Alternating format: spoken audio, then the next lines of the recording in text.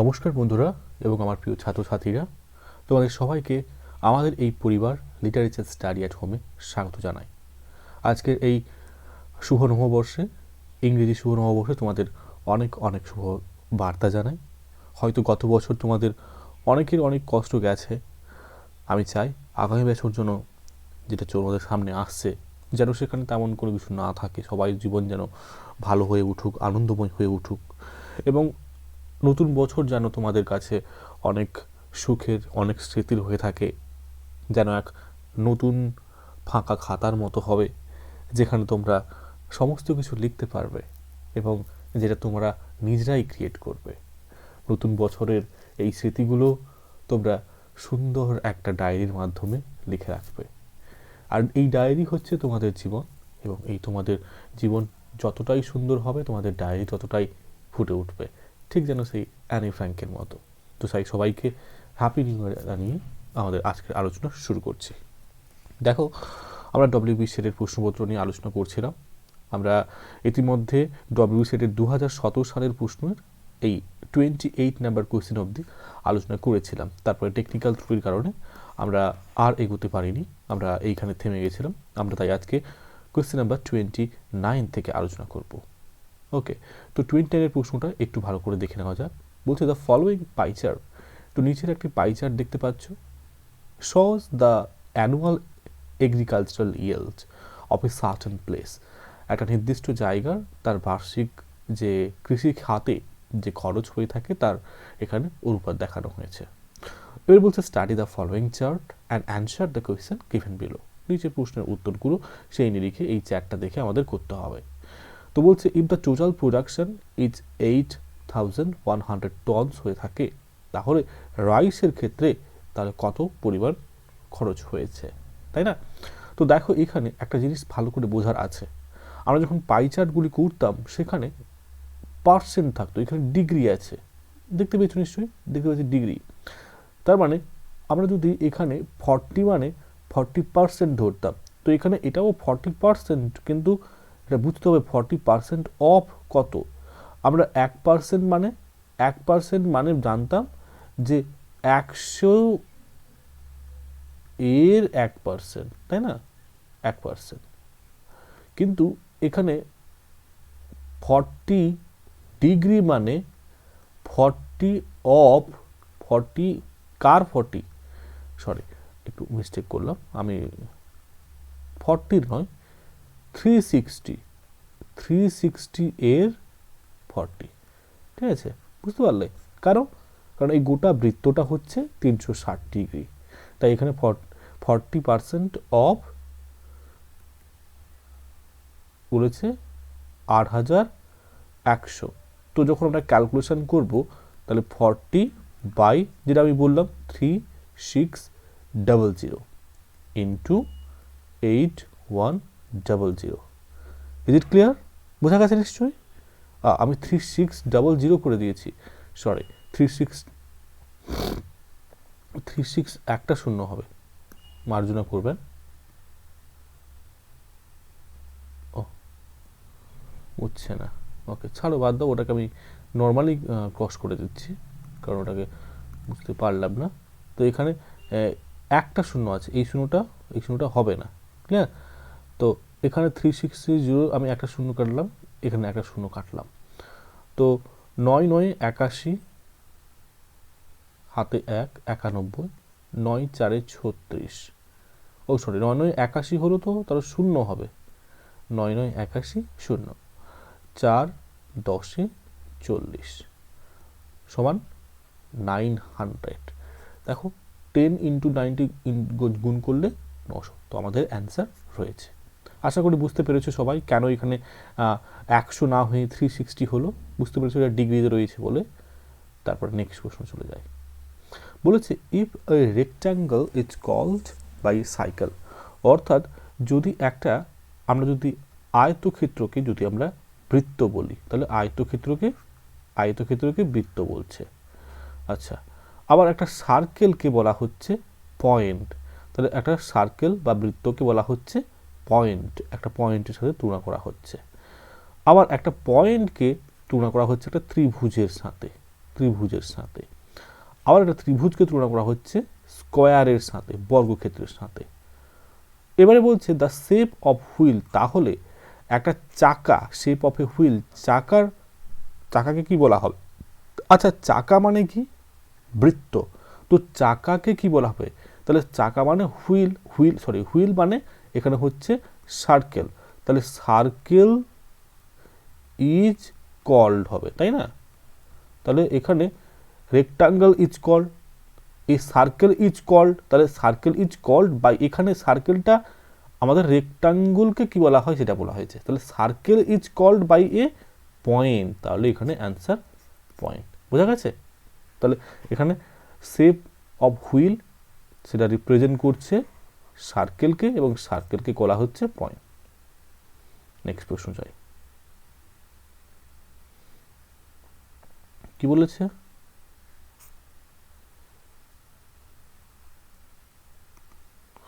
দেখো, how many numbers from 1 to 100 আর such, 1 থেকে 100-এর মধ্যে কতগুলি নাম্বার রয়েছে সেগুলি এমন হবে হুইচ ইজ ডিভিজিবল বাই 9, যে সংখ্যাটাকে 9 দিয়ে ভাগ করা যাবে, মানে ভাগশেষ 0 হবে, তাহলে ভাগফল 0 হবে রাদার।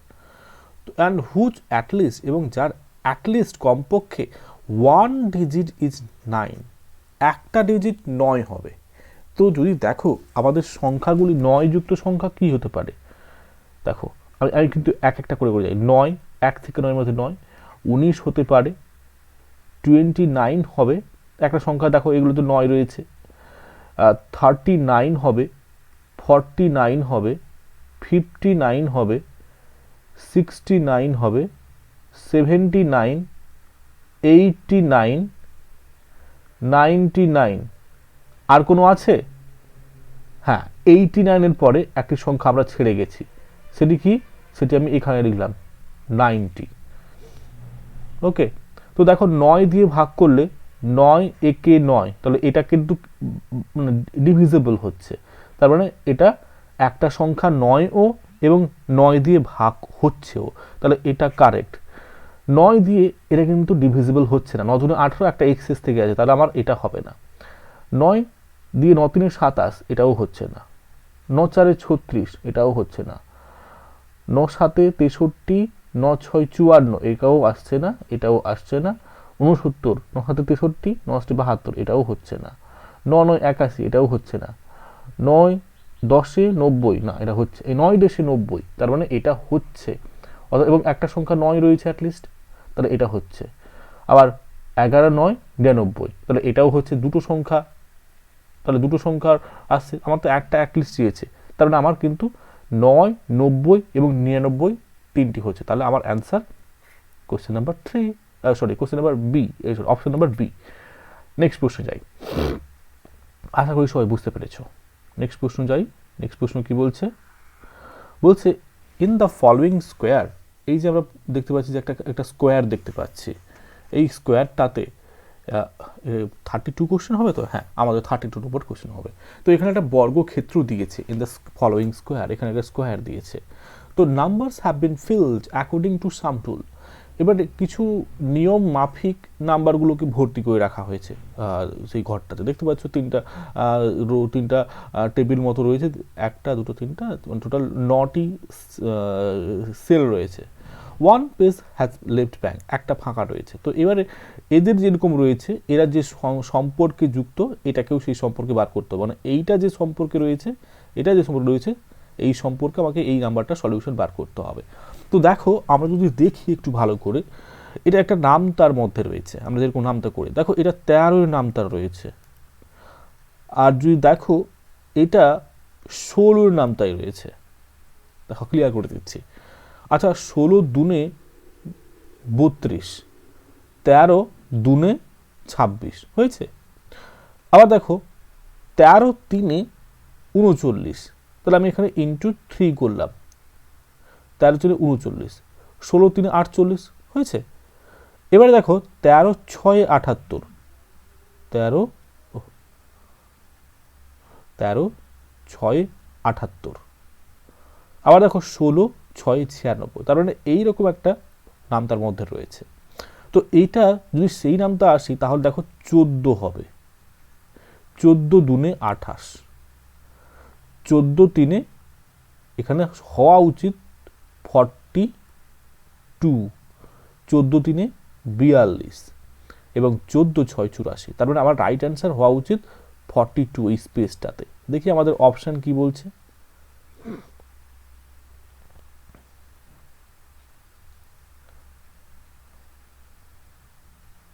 এই যে অপশন সি 42 রয়েছে আমাদের অপশন। এই অ্যান্সারটা নিশ্চয়ই বুঝতে পারলে। নেক্সট প্রশ্নে যাই আমরা। কি বলেছে, দ্য ফলোয়িং টেবিল, এখানে একটা টেবিল দিয়েছে, shows the number of working hours, কর্মের সময় দিয়েছে working hours, and the number of employees, এবং তার পাশে দিয়েছে কত সংখ্যক কর্মচারী কাজ করছে সেই সময়ে স্মল স্কেল ইন্ডাস্ট্রিয়াল ইউনিটের মধ্যে। তো এবারে আমরা যাই ভালো করে দেখি নিই।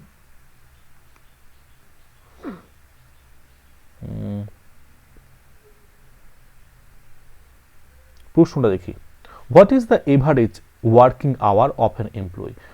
একটা এখানে এমপ্লয়েড, একজন এমপ্লয়ের এভারেজ ওয়ার্কিং আওয়ার কত হতে পারে। তো খুবই সহজ, আমরা যদি সাধারণ গাণিতিক সলিউশন করে থাকি তাহলে করা ইজি। আগে আমরা সময়টাকে বের করি, 3 থেকে 5 ঘন্টা মানে কত ঘন্টা বলছে, 2 ঘন্টা। 5 থেকে 7 ঘন্টা মানে এখানেও 2 ঘন্টা। 7 থেকে 9 এখানেও 2 ঘন্টা। 9 থেকে 11 এখানেও 2 ঘন্টা। 11 থেকে 13 2 ঘন্টা। 13 থেকে 15 2 ঘন্টা। তাহলে টোটাল কত ঘন্টা হচ্ছে, 2 2 4 2 6 2 8 2 10 12, 12 টোটাল ঘন্টা হচ্ছে। এবার কর্মচারী কতজন হচ্ছে, 7 10 17, 17 18 হচ্ছে 35, 35 50 হচ্ছে 85, আর 7 যোগ করলে 92, 92 4 96, 10 106, আর 8 114। তাহলে টোটাল হলো 114 জন কত এমপ্লয়। তাহলে 12 ঘন্টায় তাহলে এখানে টোটাল হচ্ছে এতজন কাজ করে। তাহলে আমাকে দেখতে হবে যে যে পার্সেন্ট এভারেজ চেয়েছে যে কত ঘন্টা, না কত ঘন্টা নয়, কি বলছে, what is the average working hour. তো প্রত্যেকের একটা এমপ্লয়ের এভারেজ ওয়ার্কিং আওয়ারটা কত, মানে সবাই তো কাজ করছে, এভারেজ ওয়ার্কিং আওয়ার বার করতে হলে আমাদেরকে কতজন এমপ্লয়ি রয়েছে সেটাকে ভাগ করতে হবে কত সময় রয়েছে, দিলে আমাদের এভারেজ বেরিয়ে আসবে। দেখো 12 9 108, বাকি থাকলো এখানে 6, দশমিক দিলাম, 0 এলো, 12 5 60, আমাদের ভাগফল 0 হলো এবং ভাগফল বেরোলো এটা, ভাগশেষ থাকলো না। তাহলে 9.5 হলো। দেখে নিই আমাদের অপশন রয়েছে কিনা।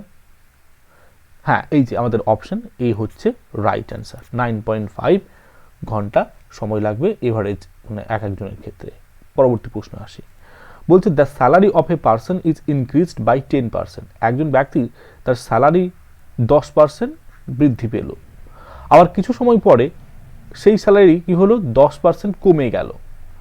তাহলে by how much will his salary change, তাহলে কত স্যালারি তার চেঞ্জটা হলো তাহলে অ্যাকচুয়ালি। দেখো এটা খুব সহজ। তো আমরা মনে করি, এখানে একটা মনে করে নিলাম যে তার স্যালারি, ধরো মনে করি স্যালারি এক্স ধরলাম, তার স্যালারি এক্স। তাহলে শর্ত অনুযায়ী তার কত পার্সেন্ট বাড়লো, তাহলে এক্স এর ইন্টু 10%, 10/100, তাই না। এরকম করতে পারো, এরকম করলে আমরা এক্স এর ভ্যালু বার করতে পারি। বা আরও একটা সহজ উপায় হচ্ছে যেটা আমরা কমন সেন্স দিয়ে যদি করি, সেটাকে আমি কমন সেন্স দিয়েই দেখাই, বরং ইজি হবে।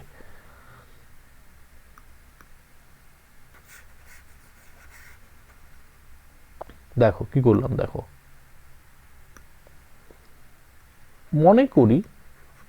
মনে করি স্যালারি তার হচ্ছে 100 টাকা, স্যালারি সমান 100 টাকা। তাহলে 10% ইনক্রিজ হয়েছে, তাহলে ইনক্রিজ মানে বৃদ্ধি হচ্ছে। তো বৃদ্ধি হওয়ার পরে 100 টাকার 10% বৃদ্ধি হওয়া মানে 110 টাকা হয়ে গেল বর্তমান স্যালারি। তো আবার কিছুদিন পরে এই স্যালারির ডিক্রিজ ঘটছে, এটা 10% ইনক্রিজ হয়েছিল, আর এটাও সেরকম 10% ডিক্রিজ ঘটবে। তাহলে এখন তার স্যালারি কত, 110, তাই না? এবার সেখান থেকে 110-এর 10% মানে কত? 110-এর 100 টাকার 10% মানে অর্থাৎ 10 টাকায় কত করে হচ্ছিল? 10 টাকার 1% করে হচ্ছিল। তো 110 মানে হচ্ছে 11%, তাই না? অর্থাৎ 110 থেকে 11 বাদ দিলে 99, তাই না? দেখো এবারে তার টোটাল টাকা কত ছিল? তার মূলধন ছিল 100, তো সেখান থেকে কত মাইনাস চলে গেল? মাইনাস কিন্তু 1 চলে গেল। তাহলে এই 1%টা মাইনাস গেছে, মানে তার পজিটিভ 100 ছিল, ঠিক আছে, সেখান থেকে 1 আরও বিয়োগ হয়ে গেল, মানে তার মূলধন থেকে মাইনাস 1 হয়ে গেল। তাহলে মাইনাস 1% আমাদের অ্যান্সার হবে। ক্লিয়ার? নেক্সট চাই।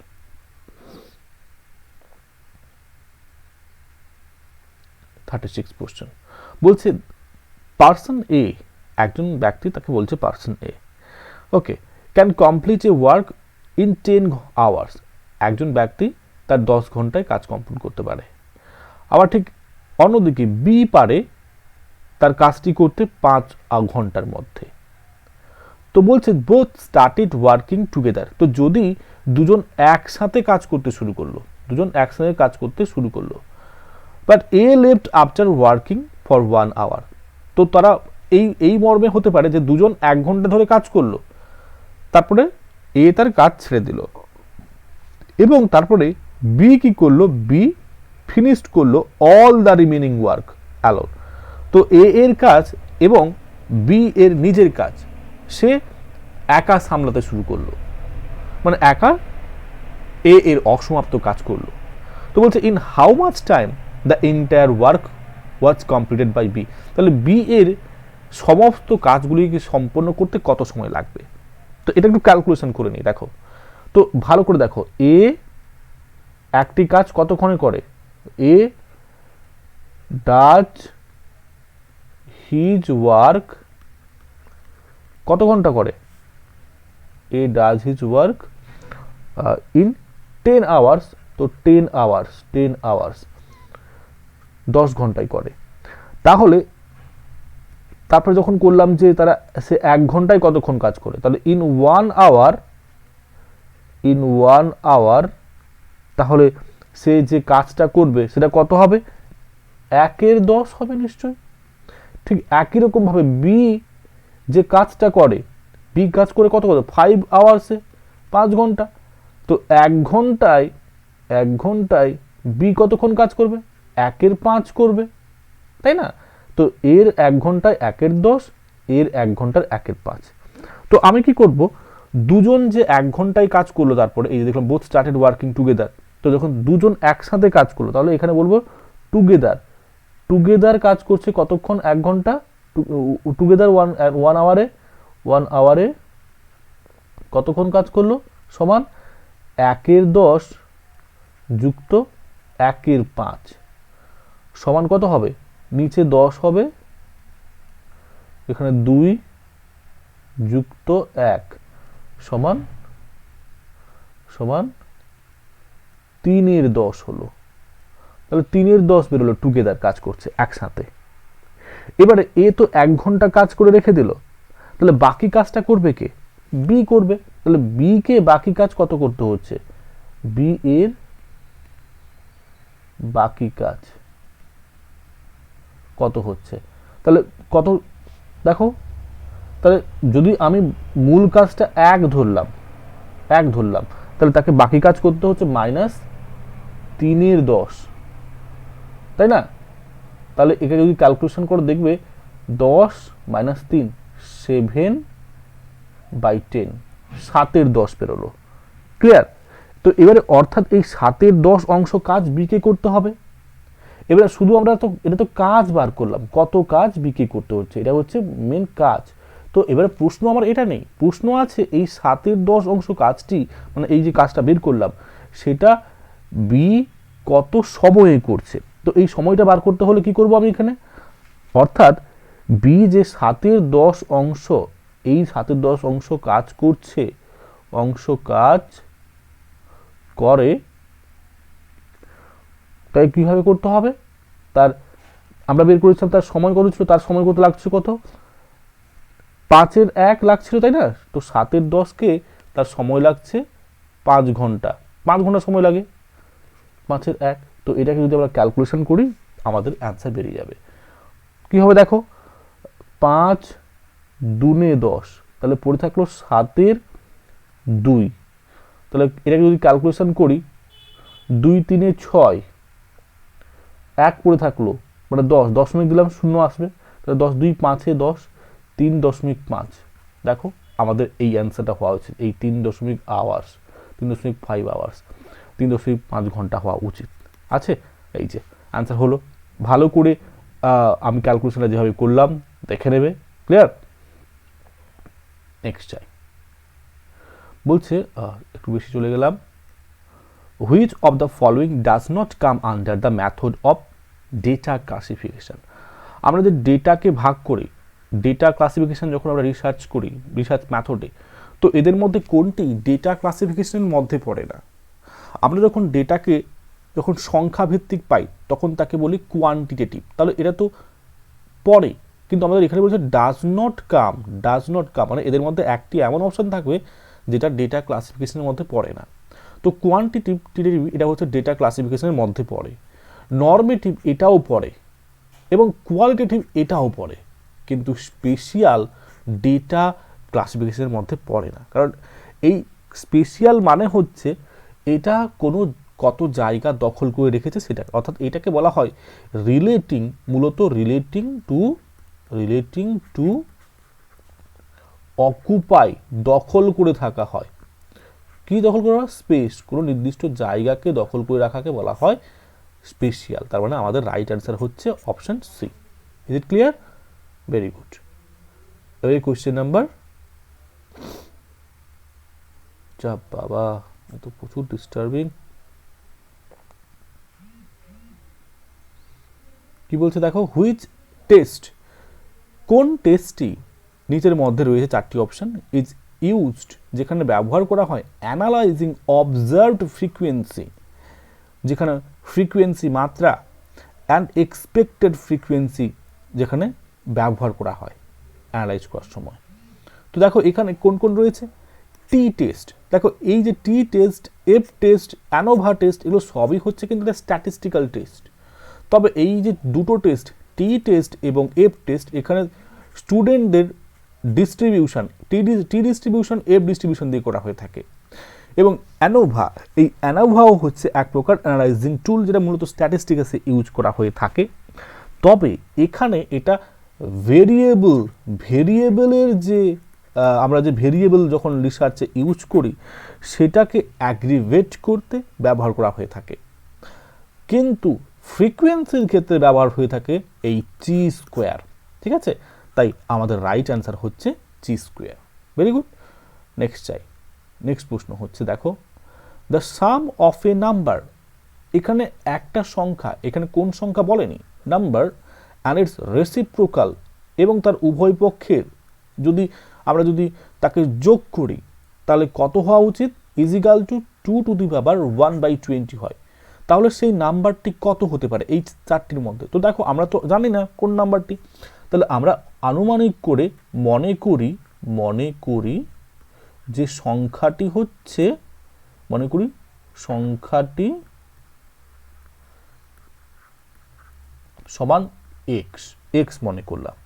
তাহলে প্রশ্ন অনুযায়ী আমরা কি করতে পারি, যে সাম যোগ করতে বলেছে, তাহলে এক্স প্লাস কি হতে পারে 1/x ইজিক্যাল টু কত বলেছে, 2 টু দি পাওয়ার 1/20। তো আমরা যদি এটাকে ক্যালকুলেশন করি, তো এখানে নিচে লসাগু থাকবে এক্স, উপরে হয়ে যাবে x square plus 1 is equal to 20 দুনে 40, একে 41/20। এবারে কোনাকুনি গুণ করব গাণিতিক নিয়ম অনুযায়ী। তো এখানে 20x স্কোয়ার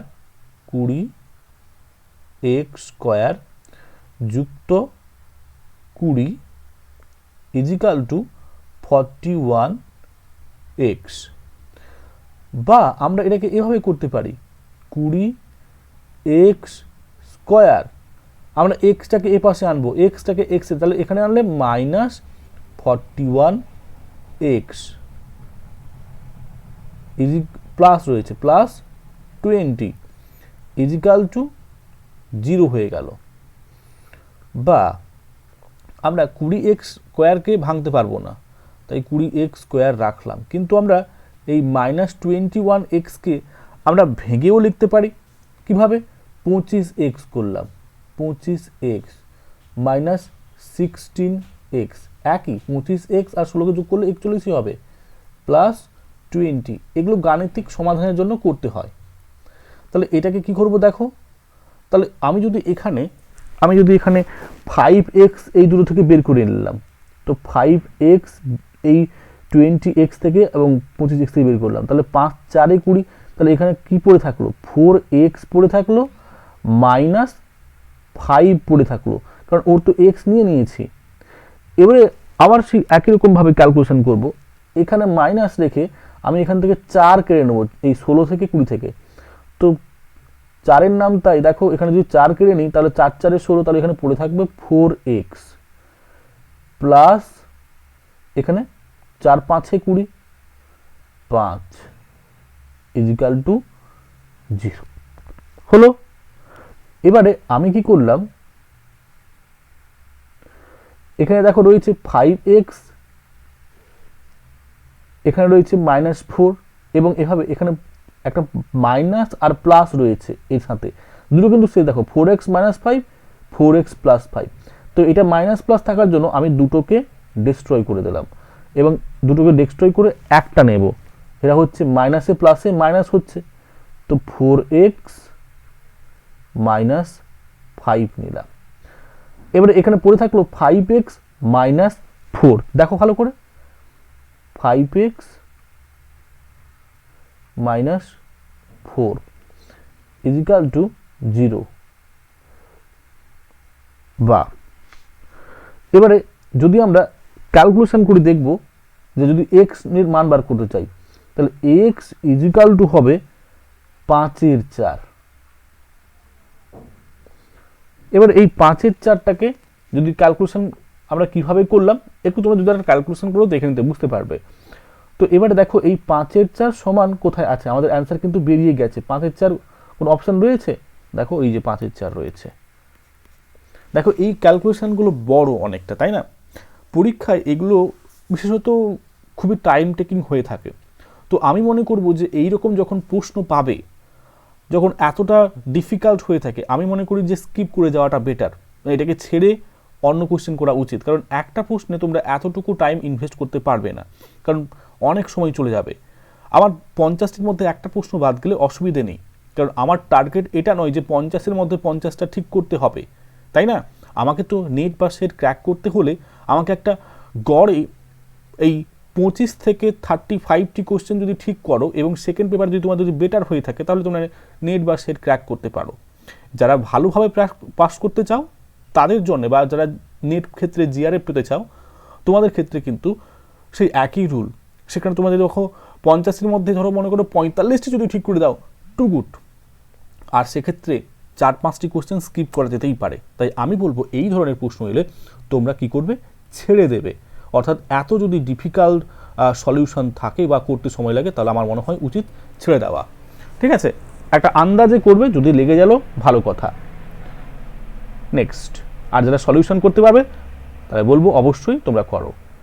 যেহেতু আমি তোমাদের সলিউশন করতে এখানে বসেছি, তাই আমি তোমাদের সলিউশন করে দেখাচ্ছি। এবারে পরের প্রশ্ন চলে আসি, 39 প্রশ্ন।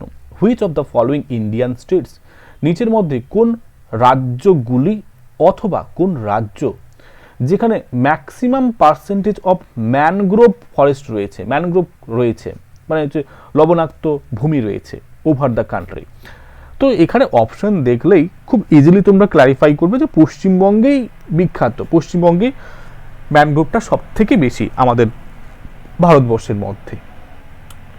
নেক্সট চলে যায়, বলছে হুইচ অফ দ্য ফলোয়িং, নিচের মধ্যে কোনটা is a radio active element. অর্থাৎ রেডিও অ্যাক্টিভ এলিমেন্ট মানে কি?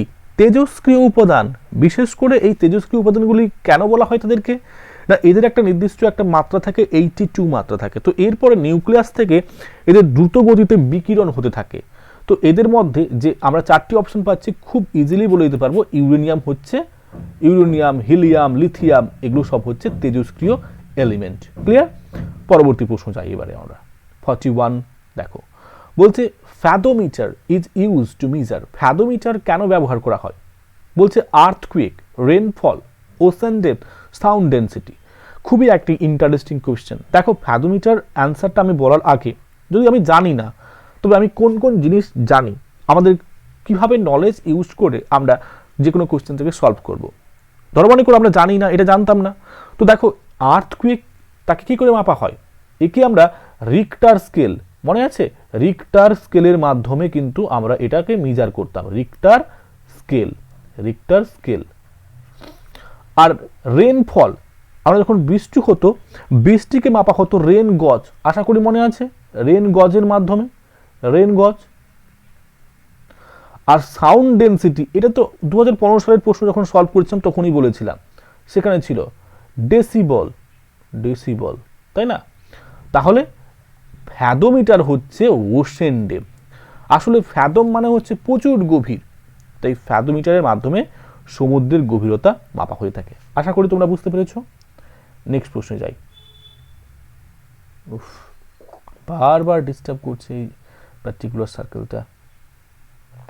নেক্সট দেখো, in a normal human being, একজন সাধারণ মানুষের মধ্যে how much time does food take to reach the end of the intestine. বলছে আমাদের যে খাদ্য, যে আমরা যে খাবার খাই, আমাদের শরীরে ক্যানাল রয়েছে, ঠিক যেন খালের মতো খাবারগুলো কিন্তু বিভিন্ন জায়গা থেকে বিভিন্ন জায়গায় পৌঁছে যায়। তো যখন আমাদের একেবারে অন্ত্রে পৌঁছায়, অন্ত্রে পৌঁছাতে কত সময় লাগে, অর্থাৎ এখানে যে অ্যাবজর্পশন হবে। তো দেখো, একটা খাবার যখন আমরা খাই, সেই খাবারটা আমরা ভাবি না, আমরা সারাদিনে কিন্তু 2 থেকে 3 থেকে কেউ 5 বার, কেউ 6 বার 7 বার খাই। কিন্তু সেই খাবারটা খাওয়ার পরে তার যে যাত্রাপথটা অনেক বহুদূর যেতে হয়। আমরা কিন্তু সারাদিনে এত খাবার খাই, আমরা কিন্তু এত খাবারের কিন্তু নেসেসিটি নেই, কিন্তু আমরা খাবার খাই। তোদের নিশ্চয়ই মনে আছে, যখন ভগবান যখন আমাদের যে আদম এবং ঈভকে যখন তাদের স্বর্গ থেকে ছাড়া করেছিল, তাদের যে পাপের জন্য তারা ওই জ্ঞান বৃক্ষ খেয়ে নিয়েছিল, জ্ঞান বৃক্ষের ফল আপেল খেয়ে নিয়েছিল, তার জন্য তারপর থেকে তাদের স্বর্গ থেকে ছেড়ে দেওয়া হয়েছিল, তাদেরকে এই পৃথিবীতে পাঠিয়ে দেওয়া হয়েছিল।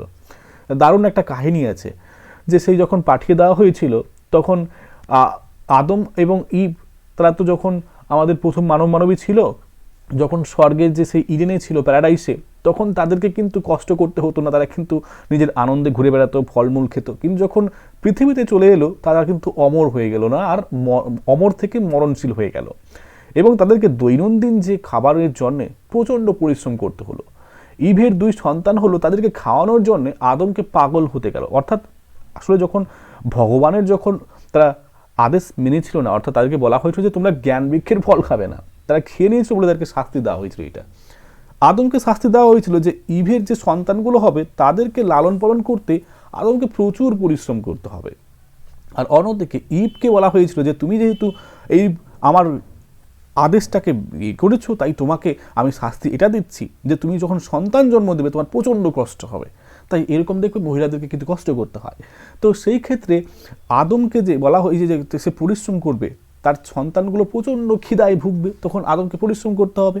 তো এই দেখা গেল যে আদমকে প্রচুর পরিশ্রম করতে হলো। তখন এই মানুষদের কাছ থেকে ভগবানের কাছে দূত গেল, একটা ষাঁড় গেল, যে বলল যে কি করা যাবে, যে এরকম প্রচণ্ড কষ্ট করতে হচ্ছে। তখন তাকে বলল, ষাঁড়টাকে, যে যাও বলো যে মানুষদেরকে এটাই বলবে যে ভগবান বলেছে সারাদিনে 1 বার খাবে, 3 বার স্নান করবে, কিন্তু বাবুরাম এসে উল্টো বলে দিয়েছে, সে বলছে 3 বার খাবে, 1 বার স্নান করবে।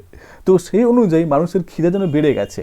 আমরা যে খাবারটা খাই, এখানে আমি যে পয়েন্টে আসছি, সেই খাবারটি অ্যাকচুয়ালি যখন স্টোমাকে, পাকস্থলীতে পৌঁছায় তার সময় লাগে 8 ঘন্টা, এবং যখন অন্ত্রে পৌঁছাতে সময় লাগে মিনিমাম 12 ঘন্টা, এবং যখন কমপ্লিট খাবারটা অ্যাবজর্ব হয়ে যখন পাচিত হয়ে শরীর থেকে নির্গত হয় সময় লাগে, ভাবতে পারো কত, 36 আওয়ার, নিয়ার অ্যাবাউট কত, 1.5 দিন। অর্থাৎ আমরা 1.5 দিন একটা খাবার ঠিক করে খেলে আমাদের 1.5 দিন খাওয়া উচিত নয়, দিলে শরীরটা ঠিক থাকবে, কিন্তু আমরা তা করি না। তো এখানে সেই প্রসঙ্গে আসছি না, আমরা শরীরটাকে ঠিক রাখার জন্য এখানে আমরা বলতে পারি যে নর্মালি যেরকম খাবার খাওয়া হয় সেরকম খাওয়া উচিত। তো এখানে অ্যান্সারটা হচ্ছে যে ইন্টেস্টাইন বা আমরা বলি অন্ত্র, ঠিক আছে, অন্ত্র, ওহ ডাবল হয়ে গেল, অন্ত্র, অন্ত্র অবধি পৌঁছাতে সময় লাগে 12 ঘন্টা। Is it clear? নেক্সট, যারা বিজ্ঞানের ছাত্র তোমরা বেশি বলতে পারবে, আমি তো আর্টসের ছাত্র, তো আমি খুব একটা বেশি বলতে পারবো না, যদিও আমার বিজ্ঞান ছিল উচ্চ মাধ্যমিকে। চলো নেক্সট চাই, ফ্লাই অ্যাশ। ফ্লাই অ্যাশ কি বলছে? ফ্লাই অ্যাশ হচ্ছে এক ধরনের কিন্তু বলতে পারা যায় যে দূষিত উপাদান, এই যে পলিউটান, এটা হচ্ছে একটা দূষণকারী, রিলিজড। এটা অধিকভাবে কোত্থেকে নির্গত হয়? Very easy question. দেখো এটা কিন্তু যে সমস্ত জায়গায় কয়লাযুক্ত কারখানা রয়েছে সেগুলো কিন্তু বেশি হয়। ক্লোরো অ্যালকালি প্ল্যান্টস না, এখান থেকে প্ল্যান্টস থেকে ক্লোরো অ্যালকালি প্ল্যান্টস থেকে ততটা হয় না। ট্যানেরিজ এখান থেকেও হয় না তেমনটা। সুগার ইন্ডাস্ট্রিজ থেকেও হয় না বললে নয়, তেমনটা নয়। তবে যেটা হয় এই জায়গায় কোল বেস থার্মাল পাওয়ার প্ল্যান্টসে। আমি অ্যান্সারটা দেখে নিয়েছিলাম, তাই আমার এক চোখেই উত্তরটা সেখানে আমি ধরে ফেলেছিলাম। নেক্সট চাই,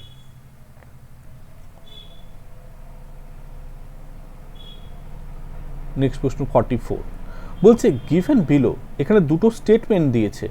কি বলেছে?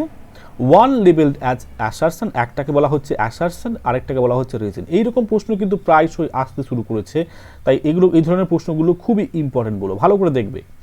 দ্য পলিউটেন্টস, যে সমস্ত দূষণকারী, ডিসচার্জ বাই ইন্ডাস্ট্রি, যেগুলো ইন্ডাস্ট্রি বা শিল্প কয়লা কারখানা বা কারখানা থেকে বেরিয়ে আসে, seriously affect the human health, এটি মারাত্মকভাবে মানুষের স্বাস্থ্যকে কিন্তু ভালোভাবে ক্ষতি করছে, অ্যাফেক্ট করছে।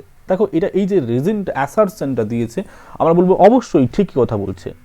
তারপরে যা নেক্সট বলছে দ্য ডিজিজ প্যাটার্ন, অর্থাৎ এখানে যে সমস্ত আমরা যে বিভিন্ন রকম রোগ দেখি, ডিজিজের প্যাটার্নগুলো দেখি আরবান সোসাইটিতে, এই সমস্ত শহরের সোসাইটিতে, হ্যাজ এ ক্লোজ কানেকশন, তার একটা গভীর একটা সংযোগ রয়েছে with the deteriorated quality of water and air, ওই বাতাস এবং জলের খারাপ পরিস্থিতির জন্য। তার মানে এটা অবশ্যই যেন মনে করছে এয়ার পলিউশনের সাথে অনেকটা রিলেটেড।